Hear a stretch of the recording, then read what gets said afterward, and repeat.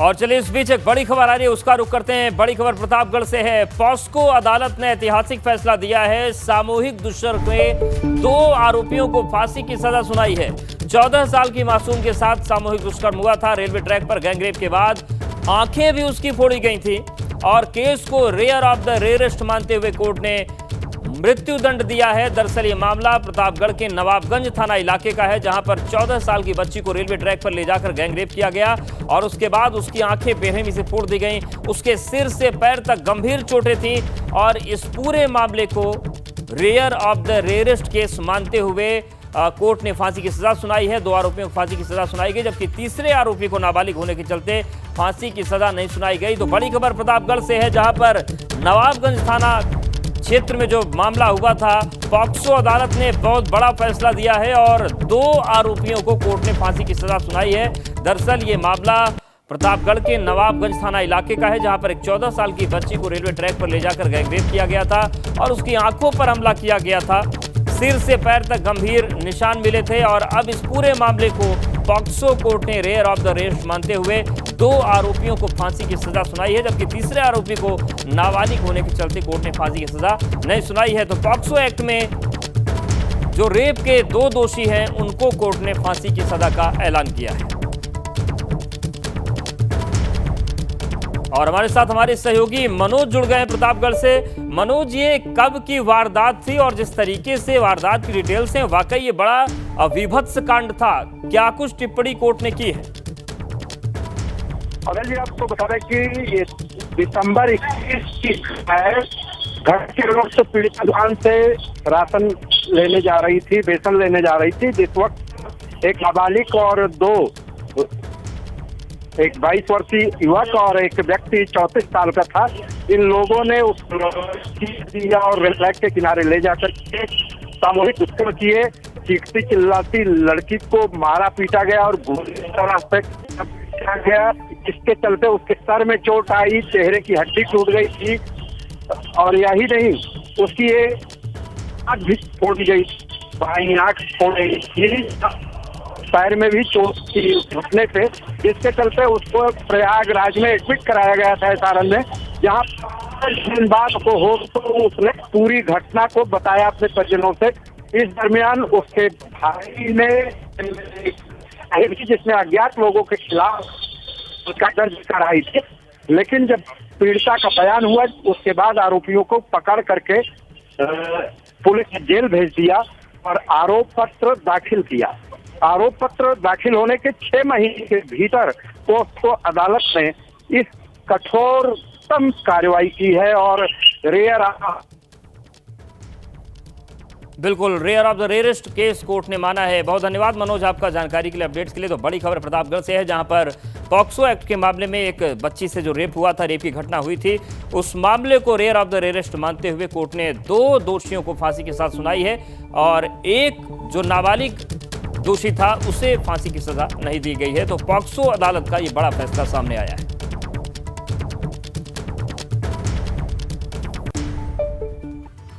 बड़ी खबर कानपुर से है। विकास दुबे की 10 करोड़ की संपत्ति जब्त की है। कानपुर के आसपास के इलाकों में संपत्ति को जब्त किया गया। ईडी ने विकास दुबे की बेनामी संपत्ति को जब्त किया है। रिश्तेदारों और सहयोगियों के नाम पर ये बेनामी संपत्तियां थी। Prevention of money laundering act 2002 के तहत कार्रवाई की गई। विकास दुबे की पत्नी ऋचा दुबे, रिश्तेदारों समेत जयकांत वाजपेयी और इसके रिश्तेदारों के नाम पर जो जमीन थी, जो कब्जा उसने किया था, जांच के दौरान 10.12 करोड़ रुपए की संपत्ति को पहचान किया गया, सत्यापन किया गया और उसके बाद ईडी ने पाया कि विकास दुबे और जो सहयोगी थे वो अचल संपत्तियों में अपराध की आय का उन्होंने निवेश किया था और इसी के चलते 10 करोड़ रुपए की संपत्तियों को ईडी ने जब्त कर लिया है।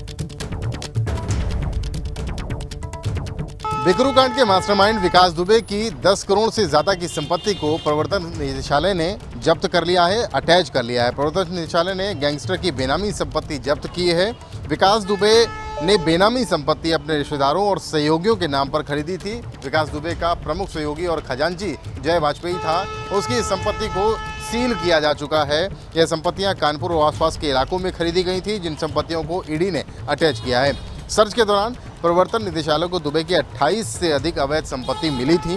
विकास दुबे ने पत्नी ऋचा दुबे, रिश्तेदारों समेत जयकांत वाजपेयी और उसके रिश्तेदारों के नाम पर जमीन पर कब्जा किया था। Prevention of money laundering act 2002 के तहत जांच के दौरान 10 करोड़ से ज़्यादा की संपत्ति की पहचान और सत्यापन किया गया।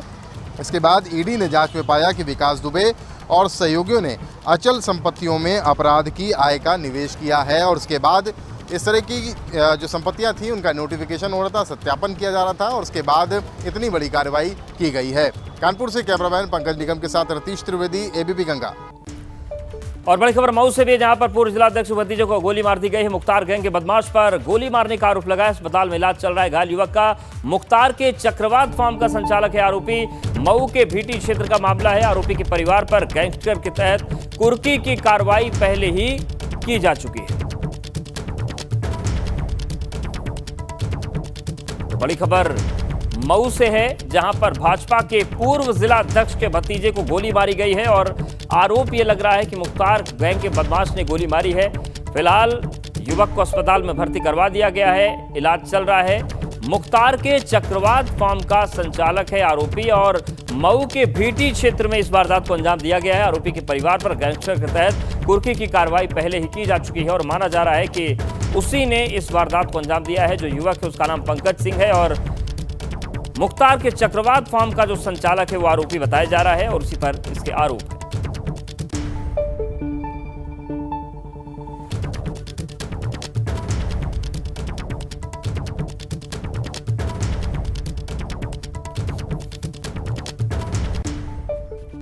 और अब बात करते हैं कौशांबी की, जहां पर एबीपी गंगा की खबर का असर हुआ है। दुकानदार को प्रताड़ित करके एसिड पी लेने पर मजबूर कर देने वाले चौकी इंचार्ज को लाइन हाजिर कर दिया गया है। एसपी हेमराज मीणा ने शिकायत मिलने पर एक कार्रवाई की है।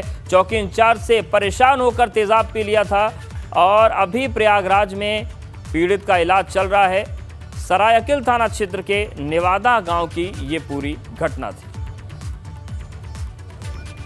तो कौशांबी में ये खबर सामने आई थी, जहां पर एक दुकानदार को पुलिस बार बार परेशान कर रही थी और दुकानदार का आरोप ये है कि दरअसल वो घूस की रकम नहीं दे रहा था इन लोगों को, इसलिए बार बार वो छापेमारी करते थे, दुकान की तलाशी लेते थे और इसी पुलिस की हरकत से तंग आकर उसने तेजाब पी लिया था। अब फिलहाल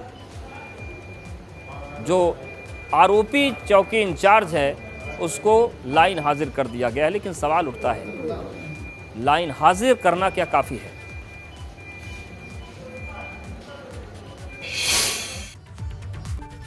और बड़ी खबर बदायूं से भी है, जहां पर यूपी भाजपा अध्यक्ष भूपेंद्र सिंह चौधरी बिलसी विधायक हरीश साग के घर पहुंचे। भूपेंद्र विधायक के पिता की मौत पर परिवार को सांत्वना दी उन्होंने और मौके पर भाजपा के कई बड़े नेता भी मौजूद थे।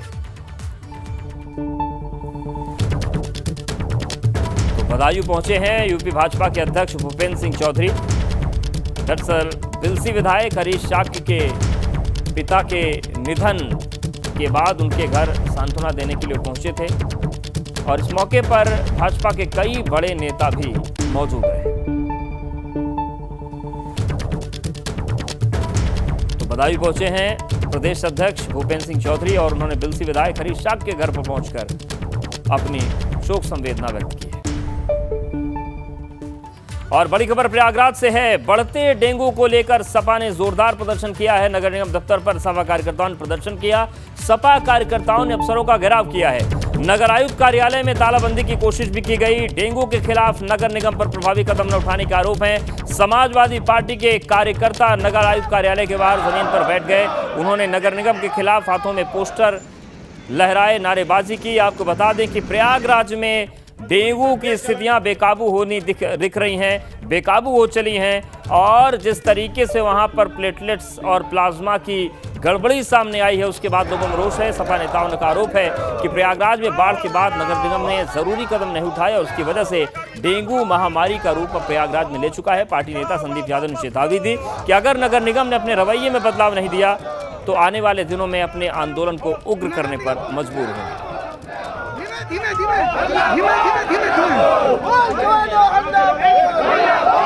संदीप और बड़ी खबर लखनऊ से भी है। डेंगू को लेकर पूर्व एमएलसी ने पत्र लिखा है। पूर्व एमएलसी दीपक सिंह ने डिप्टी सीएम ब्रजेश पाठक को पत्र लिखा है। डेंगू से हो रही मौतों से हालात कोविड जैसे ना हो जाएं, ये दीपक सिंह ने लिखा है और उन्होंने ये भी लिखा कि उम्मीद है कि सरकार ठोस कदम उठाएगी। तो पूर्व एमएलसी दीपक सिंह ने डिप्टी सीएम ब्रजेश पाठक को चिट्ठी लिखी है और डेंगू जिस तरीके से कुछ जगहों पर और कुछ जिलों में स्थितियां बहुत ज़्यादा बिगड़ चुकी हैं, इसको लेकर पूर्व एमएलसी दीपक सिंह ने ये चिट्ठी लिखी है स्वास्थ्य मंत्री और डिप्टी सीएम को कि ध्यान रखा जाए कि हालात कोविड जैसे ना हो जाएं। उम्मीद है कि सरकार ठोस कदम उठाएगी।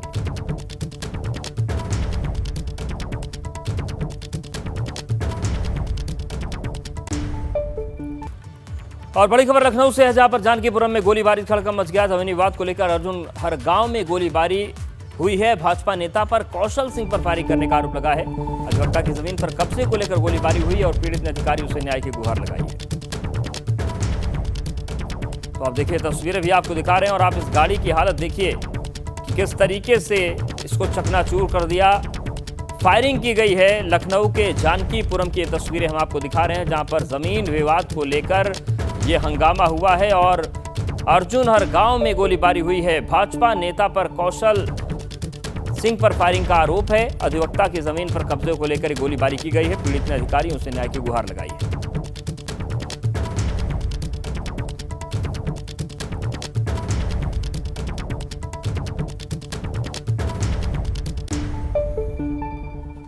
और वहीं कुशीनगर में सेक्स रैकेट का पुलिस ने खुलासा किया है। गेस्ट हाउस पर छापेमारी में खुलासा हुआ है। देह व्यापार से जुड़े लोगों को पुलिस ने पकड़ लिया।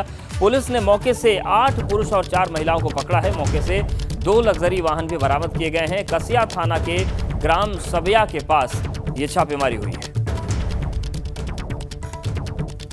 तो बड़ी खबर कुशीनगर से है, जहां पर सेक्स रैकेट का पुलिस ने खुलासा किया है। गेस्ट हाउस पर छापेमारी के बाद ये खुलासा हुआ। देह व्यापार से जुड़े लोगों को पुलिस ने पकड़ा है। पुलिस ने मौके से 8 पुरुष और 4 महिलाओं को भी पकड़ा है। मौके से 2 लग्जरी वाहन भी बरामद किए गए हैं।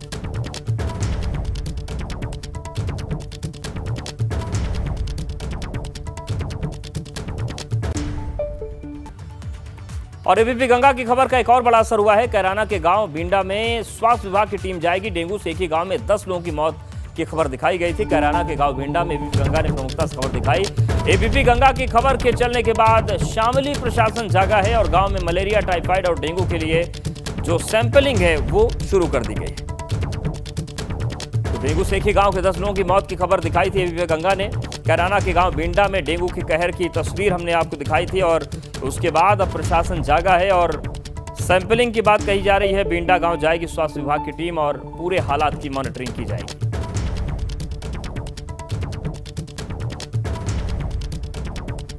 तो कैराना गांव के भिंडा गांव में स्वास्थ्य विभाग की टीम पहुंचेगी। कैराना के भिंडा गांव जाएगी स्वास्थ्य विभाग की टीम। एबीपी गंगा ने खबर को प्रमुखता से दिखाया था किस तरीके से 10 लोगों की मौत हो चुकी है और इस कहर के बाद अब प्रशासन इस मामले का संज्ञान ले रहा है। और बड़ी खबर बुलंदशहर से भी है, जहां पर अवैध कॉलोनियों पर चला बुलडोजर। ग्रीन वैली ज्ञान लोक कॉलोनी पर बुलडोजर चलाया गया है। बुलंदशहर विकास प्राधिकरण ने कार्रवाई की है। करीब 12 बीघा जमीन पर यह अवैध कॉलोनी बन रही थी। सक्षम अधिकारी संतोष कुमार के नेतृत्व में ध्वस्तीकरण की कार्रवाई की गई है। तो बड़ी खबर बुलंदशहर से है, आप देखिए तस्वीर भी हम आपको दिखा रहे हैं। और बुलंदशहर विकास प्राधिकरण ने कार्रवाई की गई है। अवैध कॉलोनियों पर बुलडोजर चलाया गया है। जिस तरीके से अवैध कॉलोनियां निर्मित की जा रही हैं, चाहे वो ग्रीन वैली, ज्ञान लोक कॉलोनी की बात की जाए, इन पर बुलडोजर चलाया है बुलंदशहर विकास प्राधिकरण ने, जो अवैध रूप से कॉलोनी विकसित की जा रही है। मैं वीडियो बना ले रहा हूं।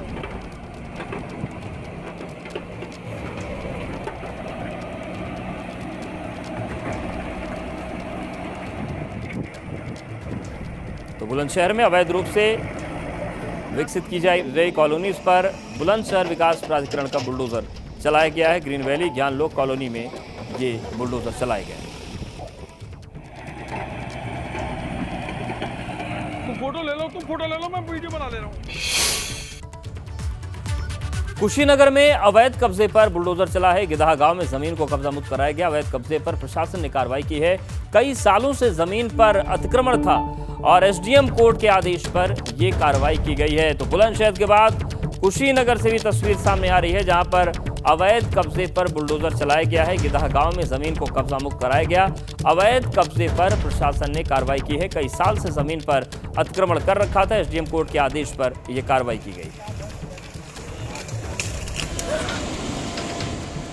तो कुशीनगर की तस्वीरें हम आपको दिखा रहे हैं, जहां पर अवैध निर्माण किया गया था और कोर्ट के आदेश मिलने के बाद प्रशासन ने अवैध निर्माण को हटाने की कार्रवाई की है।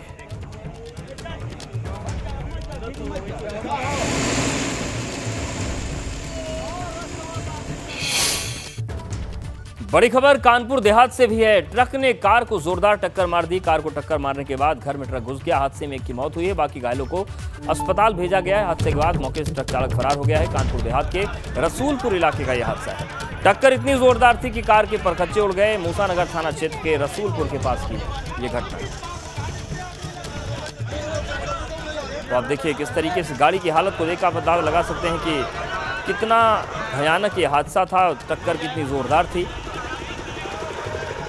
तो ट्रक ने कार को टक्कर मार दी और कार को टक्कर मारने के बाद एक घर में घुस गया। हादसे में एक व्यक्ति की मौत हुई है, बाकी घायलों को अस्पताल भेजा गया है। लेकिन घायलों को गाड़ी से बाहर निकालने में अच्छी खासी मशक्कत करनी पड़ी।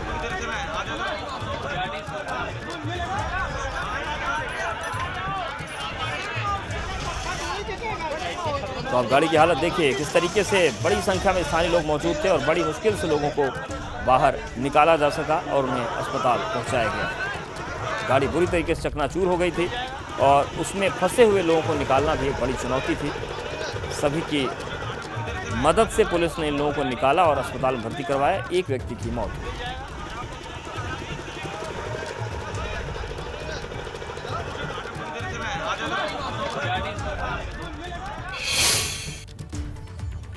बड़ी खबर ग्रेटर नोएडा से है। एक्सप्रेस वे पर सड़क हादसा हुआ है। ट्रक से तेज रफ्तार कार टकरा गई जिसमें एक व्यक्ति की मौत हुई है।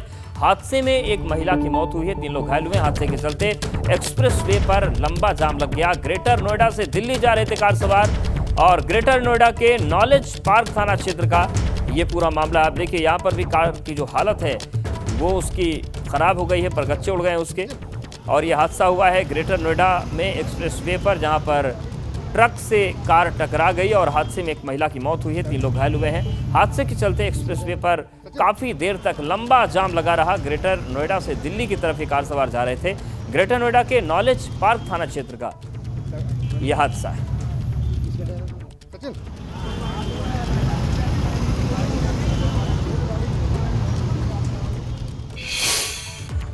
वहीं कानपुर पुलिस को बड़ी कामयाबी मिली है। 2 थानों की पुलिस के हत्थे चढ़ गए लुटेरे। पुलिस ने 2 लुटेरों को गिरफ्तार किया है। दिल्ली में सर्विलांस के जरिए गिरफ्तारी हुई है। कानपुर दक्षिण में लूट को अंजाम दे रहे थे आरोपी, लेकिन इन्हें धर दबोचा कानपुर पुलिस ने। कानपुर पुलिस को बड़ी सफलता मिली है। ये 2 थानों की पुलिस इनके पीछे लगी हुई थी और पुलिस के हत्थे लोग चढ़े। पुलिस ने लुटेरों को गिरफ्तार कर लिया है। दिल्ली से सर्विलांस के जरिए इनकी गिरफ्तारी की गई। कानपुर दक्षिण में ये लूट की घटना को अंजाम दे रहे थे। बर्रा थाना और हनुमंत विहार थाना पुलिस को संयुक्त रूप से कार्रवाई में सफलता मिली है। कानपुर दक्षिण में लगातार घटनाएं हो रही थी लूट की और उन्हीं घटनाओं को ये दोनों लुटेरे अंजाम दे रहे थे। पुलिस ने लुटेरों के पास से पीली धातु समेत 6300 रुपए बरामद किए हैं और लुटेरों को पकड़ने वाली पुलिस टीम को 10,000 का पुरस्कार भी दिया गया है। 2 थानों में संयुक्त कार्रवाई की है।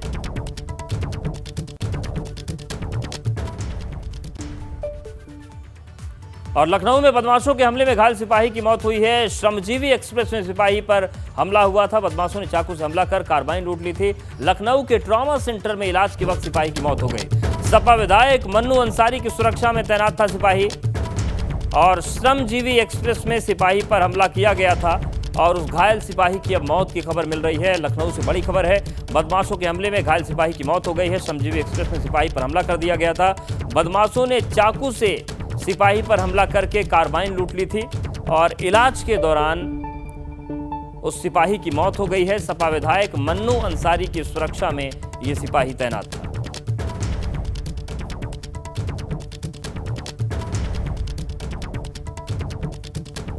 तो सुल्तानपुर में वारदात हुई थी, उसके बाद लखनऊ रेफर किया गया था आनंद फानंद में, लेकिन इलाज के दौरान सिपाही ने दम तोड़ दिया।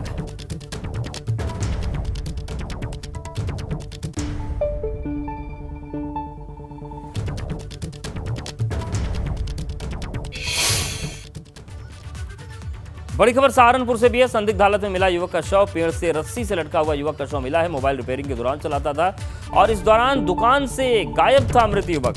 शव को कब्जे में लेकर पुलिस जांच कर रही है। मामला कोतवाली बेहट के रायपुर हथनी कुंड मार्ग का है, जहां पर आम अमरूद के बाग में एक युवक का शव पेड़ पर रस्सी से लटका मिला। जानकारी के मुताबिक मृतक युवक थाना चिलकाना के कस्बा पठेठ में मोबाइल रिपेयरिंग की दुकान चलाता था।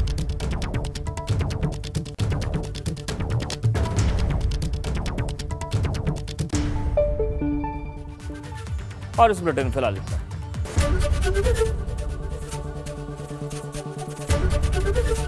एबीपी गंगा, खबर आपकी, जुबान आपकी।